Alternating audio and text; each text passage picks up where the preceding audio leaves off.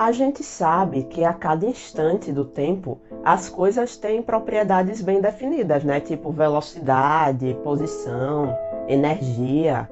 Já pensou que doidice você olha para um corpo se mexendo e ele tem duas velocidades ao mesmo tempo em relação a você? Ou a velocidade dele é indefinida? Isso não existe, né? Ele tem que ter uma velocidade e somente uma velocidade definida em relação a você. Porque no nosso universo, explicado pela física clássica, essas grandezas são sempre bem definidas. Você pode não conhecer o valor delas, você pode não observá-las no momento, mas elas existem e estão lá definidinhas. Mas existe um universo em que as coisas não são tão bonitinhas assim. Nesse universo, as equações da física clássica quebram e as coisas não têm propriedades bem definidas até que a gente as observe. E o mais bizarro é que esse universo é o nosso universo, só que em escalas muito, muito pequenas. Quando a gente chega na escala dos átomos e das partículas, as coisas endoidam. E aí a gente passa a falar não mais de física clássica, mas sim de física quântica, que é a física que estuda esse mundo extremamente pequeno.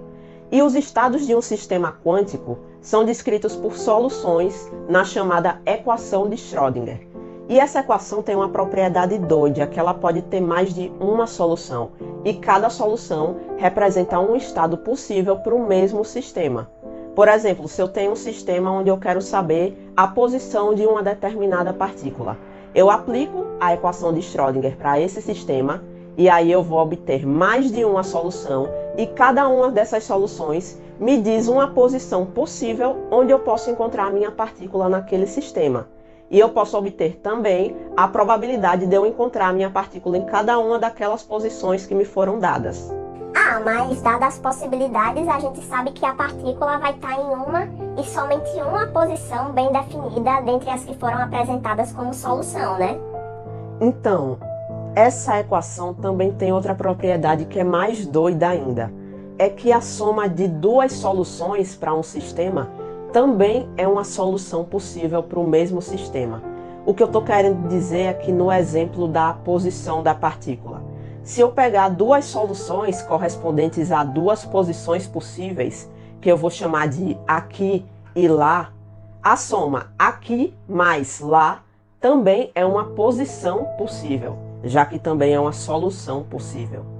Vote! Então essa solução diz que a partícula está aqui e lá ao mesmo tempo. Um sistema quântico pode ocupar dois ou mais estados ao mesmo tempo?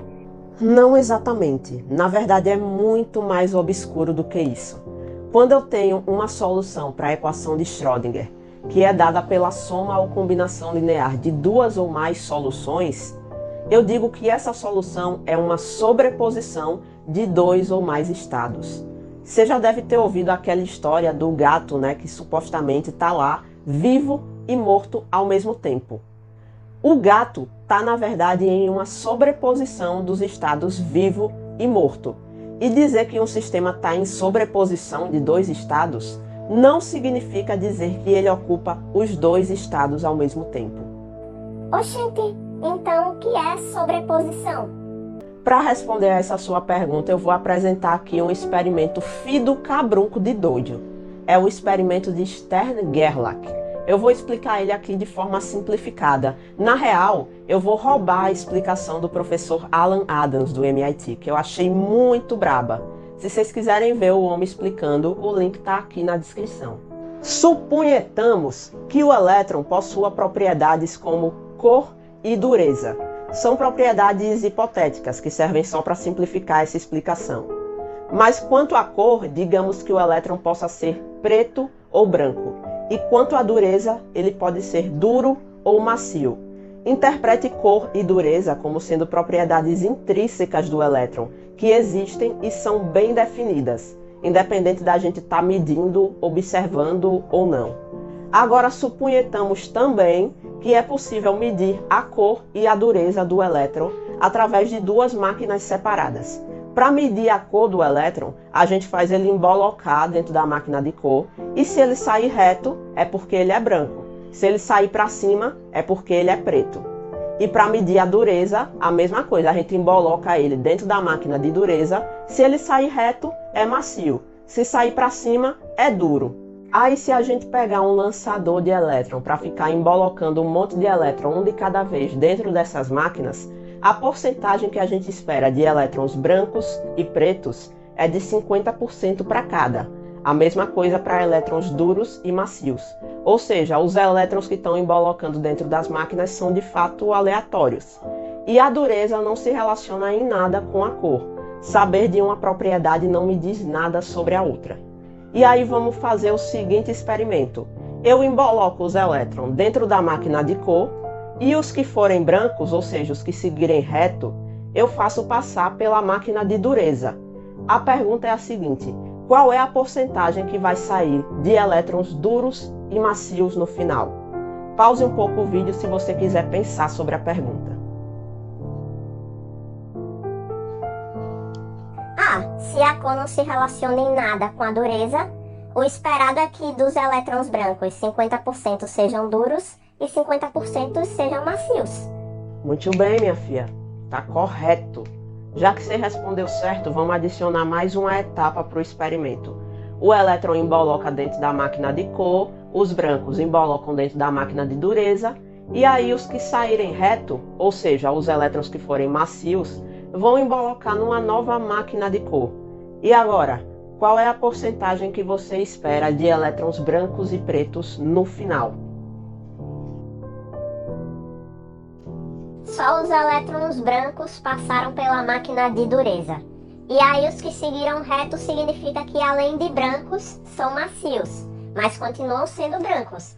Então quando for para a máquina de cor de novo, vai dar 100% branco.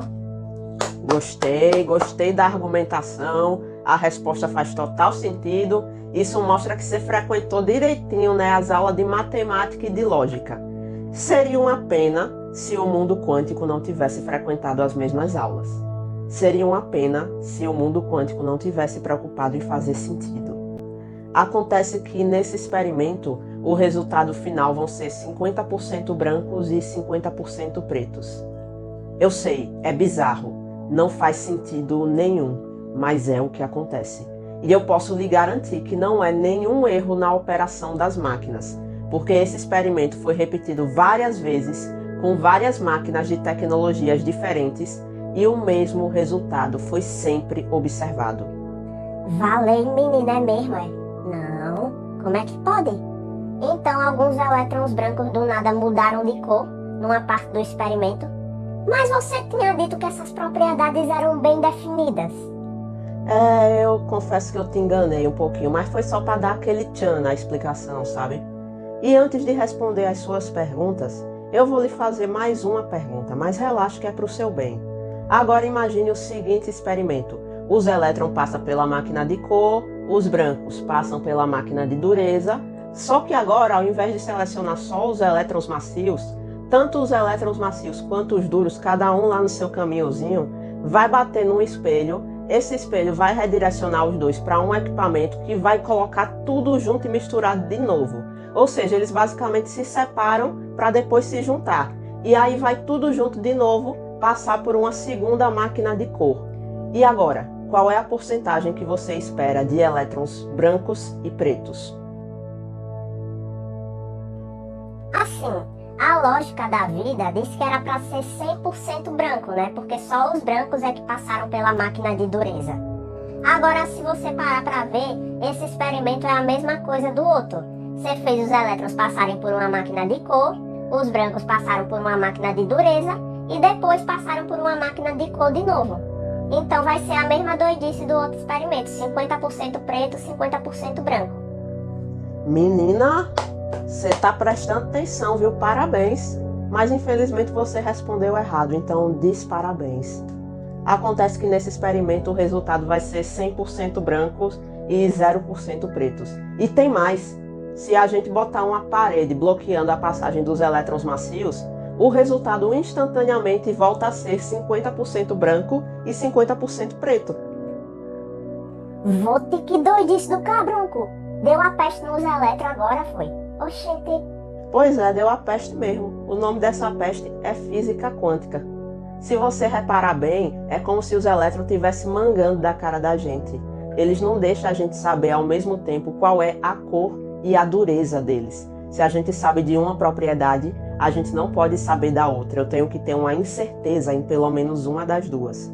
No primeiro experimento, por exemplo, quando eu faço os elétrons embolocar na máquina de cor, os que seguem reto, eu tenho certeza de que eles são brancos. E aí eu faço esses passarem pela máquina de dureza.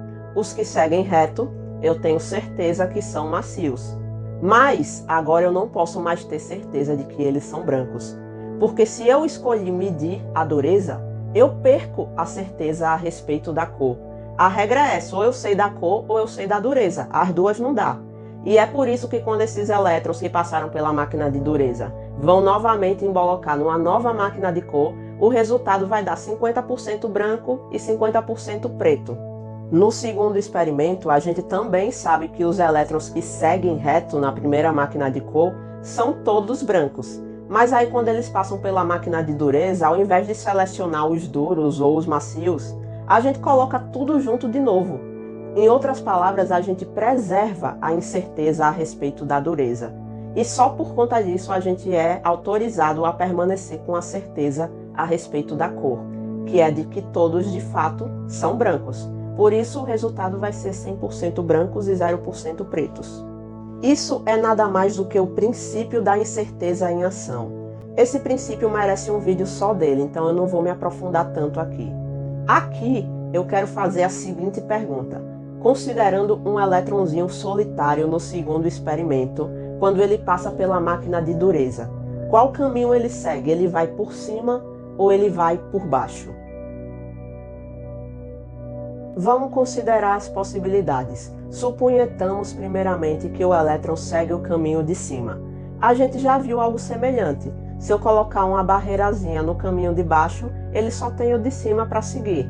Só que, nesse experimento com a barreirazinha, o resultado é que esse elétron vai ser medido branco em 50% das vezes e preto nas outras 50%, como a gente já viu.